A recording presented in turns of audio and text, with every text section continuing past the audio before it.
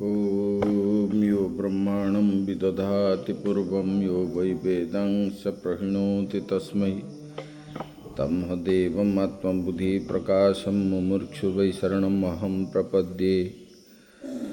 ॐ शान्तिः शान्तिः शान्तिः। शङ्करं शङ्कराचार्यं केशवं बादरायणं सूत्रभाष्यकृतौ वन्दे भगवन्तौ पुनः पुनः। ईश्वरो गुरुरात्मेति मूर्तिभेदविभागिने व्योमवद्व्याप्तदेहाय दक्षिणामूर्तये नमः।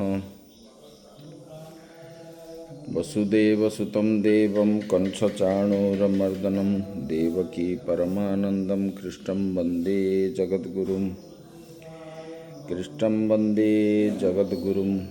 ॐ शान्तिः शान्तिः शान्तिः।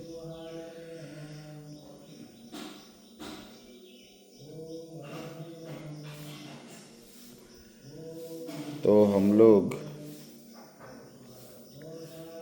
विचार कर रहे थे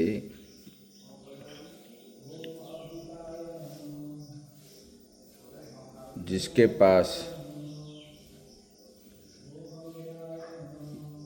मान आसक्ति मतलब अहंकार आसक्ति आदि को जीत लिया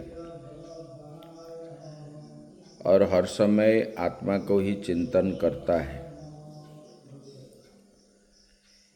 ऐसे वाले जिसको किसी भी प्रकार के कामना वासना आदि नहीं है और सुख दुख को एक जैसे दिखता है,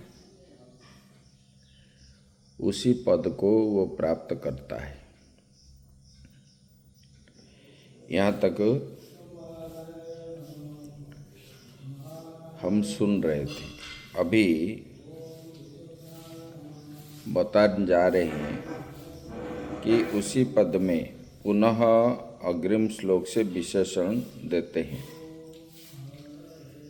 न तद्भासयते सूर्यो न शशांको न पावकः यद्गत्वा न निवर्तन्ते तद्धाम परमं मम।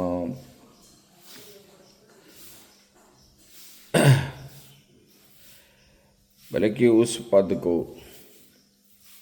न तद्भासयते सूर्यो,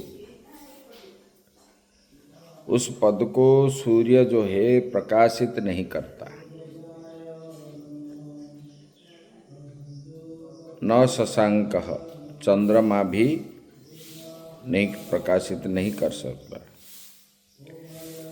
न पावकः इति प्रकाशित नहीं करता, जिससे प्राप्त करके पुनः यद्गत्वा न निवर्तन्ते तद्धाम परमं मम। बोले कि जिससे प्राप्त करके जीव पुनः संसार में लौटता नहीं है, वो मेरा परम धाम है, ये भगवान ने बताया।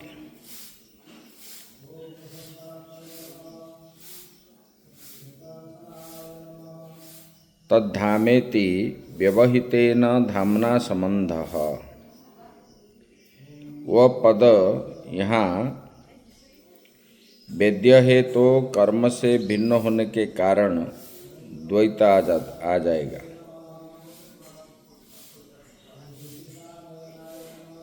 जो पद है मतलब जो मुक्ति का, बोले कि यह वेद्य है। वेद्य है तो कर्ता से भिन्न होने के कारण द्वैत आ जाएगा। यदि अवेद्य है तो पुरुषार्थ नहीं बन सकता। इस शंका का समाधान इस श्लोक में किया गया है। धर्म का अर्थ है तेज।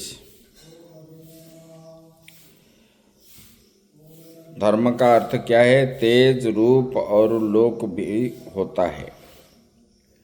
उस धाम को सबके प्रकाश में समर्थ होते हुए भी सूर्य प्रकाशित नहीं कर सकता। वो जो धाम है वैकुंठ धाम, जिस धाम को धाम का अर्थ क्या है? बोले कि तेज, रूप और लोक, ये होता है। बोले कि उसी धाम को सबके प्रकाशन में समर्थ होते हुए भी सूर्य, चंद्र आदि प्रकाशित नहीं कर सकते। ना सूर्य प्रकाशित करता है, ना चंद्रमा और ना पावक प्रकाशित करते हैं। बोले कि उस मेरे, बोले कि वही धाम जो है मेरा परम धाम है। मेरा परम धाम वैष्णव पद को प्राप्त कर जीव जो है संसार में दोबारा नहीं आता है, पुनर्जन्म धारण नहीं करता। वही मेरी परम धाम है, या यहाँ पर नित्य प्राप्त की प्राप्ति कही गई है। अभी पूर्वोक्त शंका बनती नहीं है। तो पिछले श्लोक में जो कहा गया था, यद्गत्वा न निवर्तन्ते, वो ठीक नहीं है, क्योंकि सभी गति का अंत आगति में ही होता है।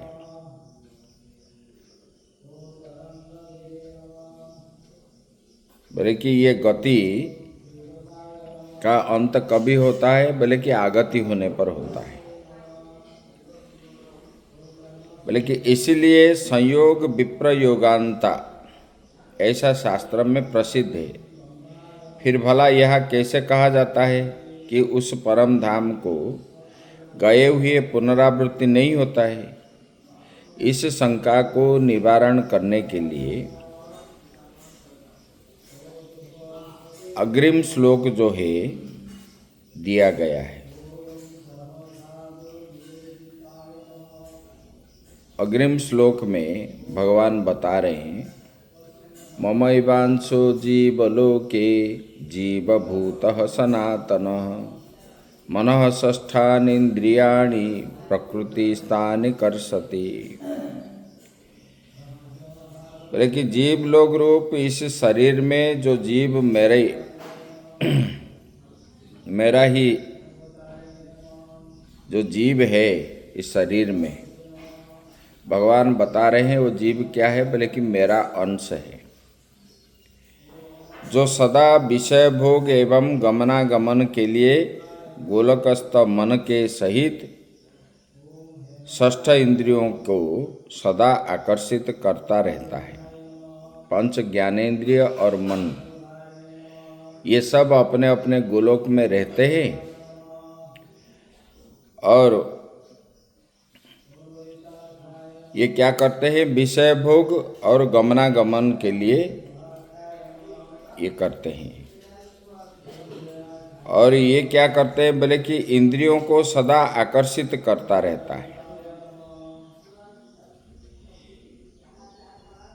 बोले कि ये जीव मेरा अंश है। अंश मतलब जैसे हम कुएं से एक लोटा पानी निकालेंगे तो कुआं का पानी हो गया अंशी और लोटे का पानी हो गया अंश। ऐसे परमात्मा हो गए अंशी, जीव हो गया अंश। ये जीव और परमात्मा अंशांशी भाव है।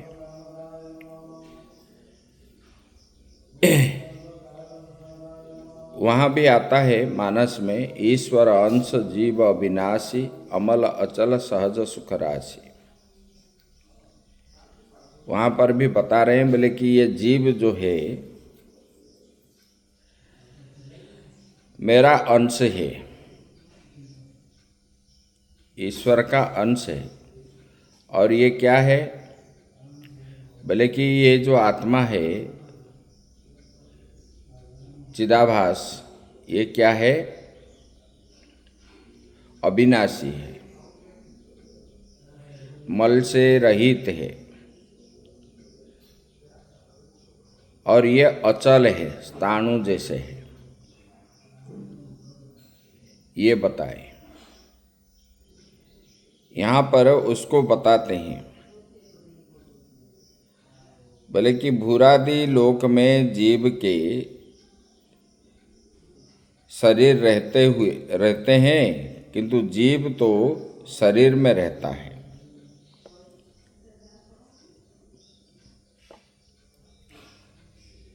बोले कि ये क्या है, जीव के शरीर में रहते हैं, इसलिए शरीर रूप संसार को जीव लोक कहा गया है।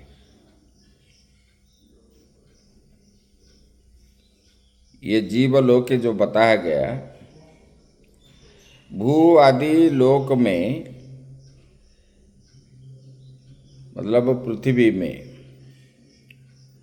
ये जीव लोग रहते हैं, सब प्राणी रहते हैं, किंतु जीव जो है शरीर में रहता है। सारा जीव भूलोक में रहते हैं और जीव शरीर में रहता है, इसलिए ये शरीर रूप संसार को जीवलोक कहा गया है।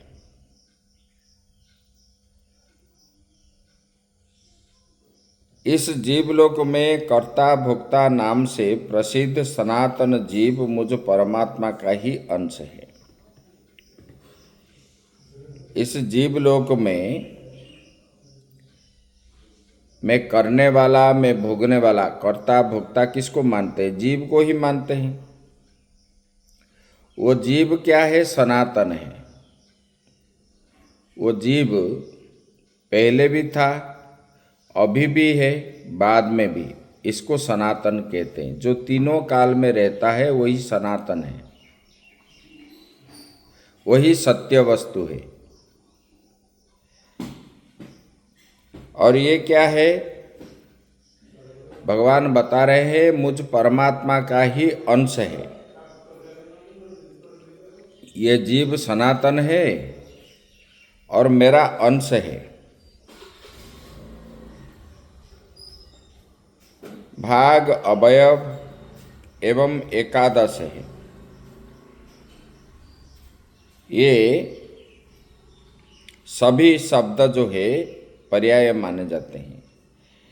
जैसे जल में सूर्य चंद्रमा की प्रतिबिंब होता है, तो जल में सूर्य है क्या? नहीं है। लेकिन सूर्य जल के अंदर सूर्य चंद्रमा की प्रछाया दिखता है। भले कि ये जल को हटा देने से और सूर्य चंद्रमा का छाया नहीं होते हैं, हट जाने से, जल हट जाने से, तो ये सूर्य सूर्य ही है और चंद्र चंद्र ही है। इसी प्रकार ये जो चिदाभास आत्मा है, ये परमात्मा का प्रतिबिंब है। ये प्रतिबिंब जो है, भले कि इसको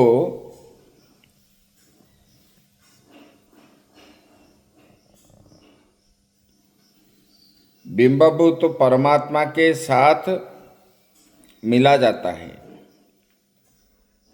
बोले कि ये बिंब रूप चिदाभास जैसे जल हटने पर सूर्य और चंद्रमा जो है जैसे वैसे की वैसे है और दिखता नहीं, इसी प्रकार जब स्वरूप ज्ञान हो जाता है, आत्मा को जान लेता है, अज्ञान हट जाने के बाद यह आत्मा परमात्मा में लीन हो जाता है और पुनः संसार में लौटता नहीं है। परमात्मा के साथ वो मिल जाता है, पुनः संसार में लौटता नहीं है। बोले कि ये बिंब प्रतिबिंब बाद जो है, इस आधार पर जीव का स्वरूप बतलाने के लिए बोले कि जीव अभी ये बिंब प्रतिबिंब के आधार पर जीव का स्वरूप बतला देने के बाद भाष्यकार अवच्छेदवाद के आधार पर पुनः कहते हैं कि घटादि उपाधि से परिच्छिन्न घटाकाश महाकाश का ही अंश है। घटादि जो है, हम बोलते हैं ये घटाकाश है, ये मठाकाश है, ये उपाधि जनित आकाश जो है, घटाकाश मठाकाश, इसको हटा देने से महाकाश ही है और कुछ नहीं रहता। पुनः घटाकाश का नाम व्यवहृत नहीं होता। ठीक ऐसे ही जीव का उपाधि हट जाने के बाद आत्मा क्या है? ये चेतन रूपी परमात्मा का ही रूप है। ये परमात्मा रूप से ही अवशेष रहता है, इसलिए परमात्मा को प्राप्त कर लेता है और परमात्मा को प्राप्त करने के बाद वो पुनः संसार में लौटता नहीं है। उनको स्वरूप ज्ञान हो जाता है। जब तक स्वरूप ज्ञान ना हो तब तक उनको जो है बार बार जन्म लेना पड़ता है।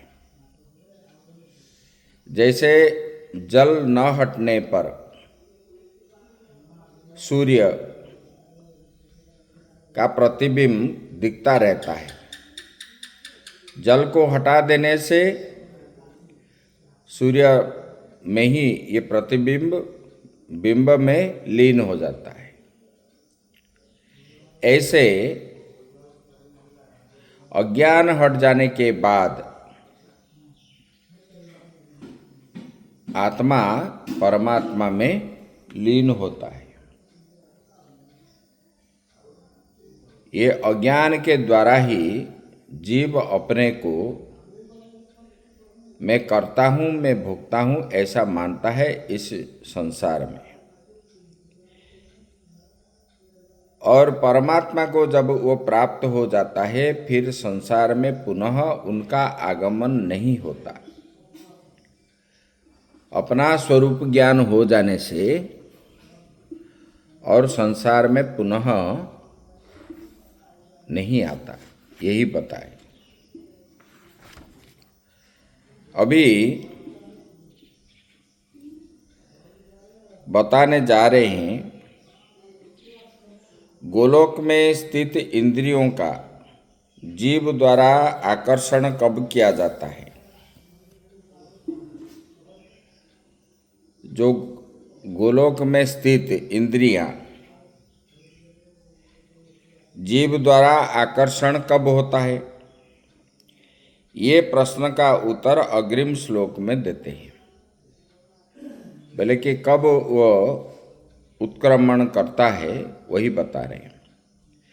शरीरम जद्वाप्नोति यच्च पृत्कामतीश्वर गृहीत्वैतानि संजाति वायुर्गंधा निवासयात्। बता रहे हैं बोले कि जब देह के स्वामी मतलब आत्मा ये शरीर को छोड़ता है, जैसे कि हम लोग ये घर में रहते हैं, ये घर में रहते हैं, तब इस घर को अगर छोड़ना पड़े तो हम पहले ही निर्धारित करते हैं दूसरे घर जहाँ रहेंगे, तब इस घर को छोड़ते हैं। ऐसे ही ये शरीर को जब छोड़ता है वो दूसरे शरीर को ग्रहण करता है। तब इस मन के सहित इंद्रियों को ग्रहण कर वैसे ही जाता है। जो मनः षष्ठानि इंद्रियाणि बताया गया, ये आत्मा मन के साथ 5 ज्ञानेंद्रिय, मतलब मन को मिला के 6 हो गया। ये सब क्या करते हैं? वो ये शरीर छोड़ करके वो चलते हैं। बोले कि कैसे? बोले कि जैसे पुष्प में गंध है, वायुर्गंधा निवासयात। बोले कि पुष्प के सुगंध को वायु जैसे हरण करके लेता है दूसरे स्थान पर। यहाँ पर पेड़ पुष्प है, लेकिन गंध जो है 100 मीटर तक जाता है। तो ये कैसे गया है? बोले कि वायु के द्वारा। यही बता रहे हैं, एक स्थान से दूसरे स्थान पर जाता है। यहाँ पर बोले कि ईश्वर शब्द का अर्थ देह संघात स्वामी जीव करना चाहिए।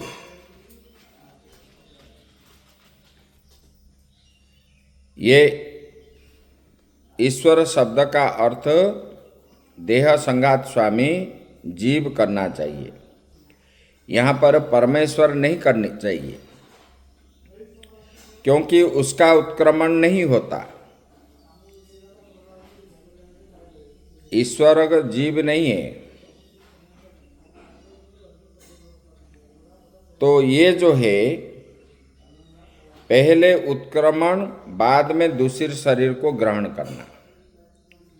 जीव जो है वो उत्क्रमण होता है, ईश्वर नहीं होते। इसलिए पाठक्रम को छोड़कर अर्थ क्रमानुसार भगवान भाष्यकार अर्थ करते हैं कि जब देहादि संघात का स्वामी जीव पूर्व देह को छोड़ता है और दूसरे शरीर में जाता है, तब मन सहित सब इंद्रियों को ग्रहण कर अच्छी प्रकार से चला जाता है। जैसे पुष्प की गंध को लेकर के पवन दूसरे स्थान में चला जाता है, इसी प्रकार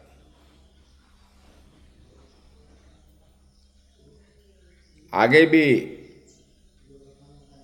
बताए थे। ये जीवात्मा जब शरीर छोड़ता है, बोले कि उन्होंने अपने 5 ज्ञानेंद्रियों के साथ मन को ले करके दूसरे शरीर में जाता है। तो ये जीव ही जाता है, ईश्वर नहीं जाते। बोले कैसे? बोले कि जैसे पवन पुष्प का सुगंध ले करके एक स्थान से दूसरे स्थान पर जाता है, इसी प्रकार अभी बता रहे हैं। बोले कि शरीर एवं इंद्रियों से आत्मा को भिन्न बताया गया, तो अंततः देह से भिन्न देहगत आत्मा क्या वस्तु है?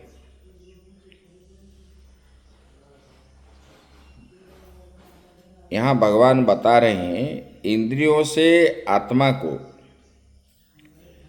भिन्न बताया गया, तो फिर जो है अंततः देह से भिन्न देहगत आत्मा जो है वो क्या वस्तु है? इसको जो देह से भिन्न आत्मा हम बताते हैं, ये आत्मा क्या वस्तु है?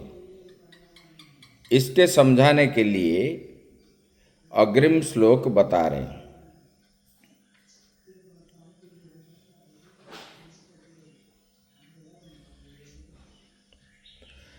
श्रोत्रं चक्षुस्पर्शनं च रसनं घ्राणमेव च अधिष्ठाय मनश्चायं विषयानुपसेवते।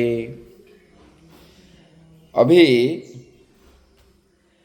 ये बताने जा रहे हैं, बोले कि पहले से गृहीत शरीर का परित्याग करते हुए,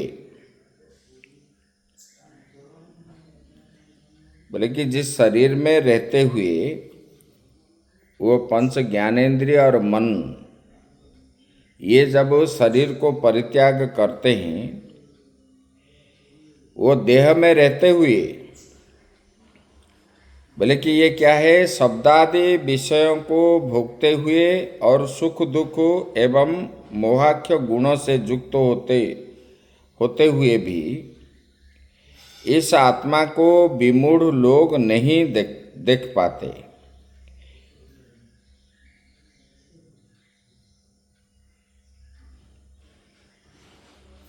नहीं, वो क्या है, बोले कि श्रोत्रम ये बताने जा रहे हैं, बोले कि आपने जो बताया 6 इंद्रियां हैं, ये 6 इंद्रियां कौन कौन सी है उन्हें अग्रिम श्लोक में बता रहे। बोले कि श्रोत्रम चक्षु स्पर्शनम च रसनम घ्राणमेव च। बोले कि श्रोत्र, चक्षु, त्वचा और जिह्वा, घ्राण और छठा जो है ये मन, ये प्रत्येक इंद्रिय के साथ इस देह में स्थित हो करके उन्होंने क्या करते हैं,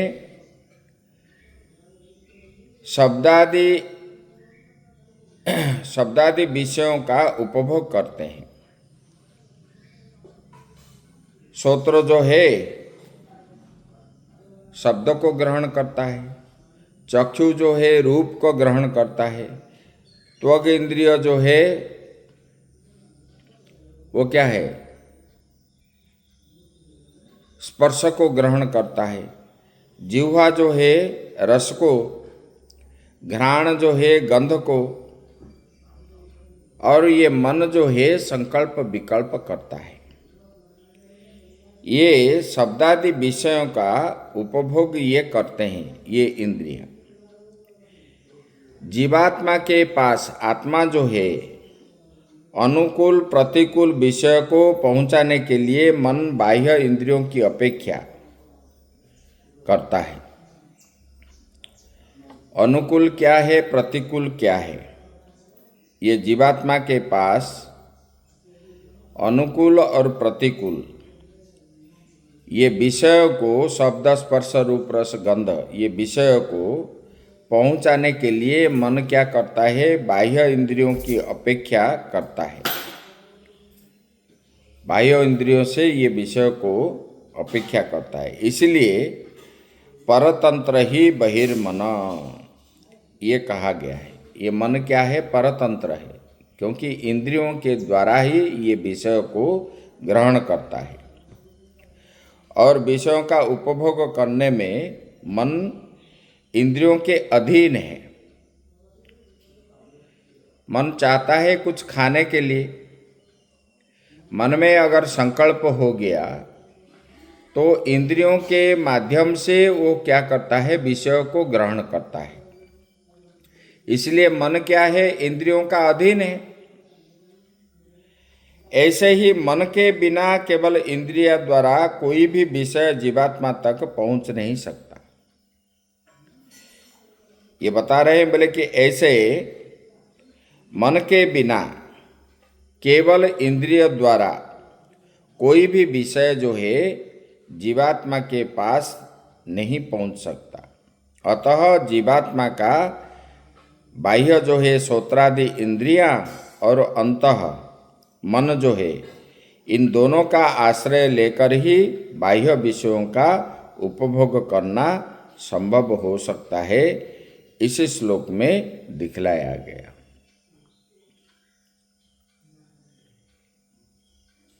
मन अपेक्षा रखता है किसको, ना विषय को ग्रहण करने के लिए इंद्रियों का अपेक्षा रखता है। इंद्रियों के द्वारा ही वो विषय को ग्रहण करता है, आत्मा नहीं करता है। बोले कि इसलिए विषय जीवात्मा तक पहुंच नहीं सकता।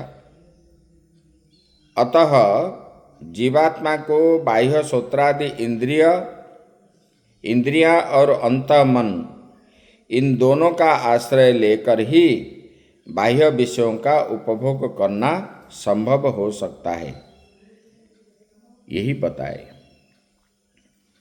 आगे की चर्चा हम कल करेंगे। ओम पूर्णमदः पूर्णमिदं पूर्णात् पूर्णमुदच्यते पूर्णस्य पूर्णमादाय पूर्णमेवावशिष्यते। ओम शांति शांति शांति।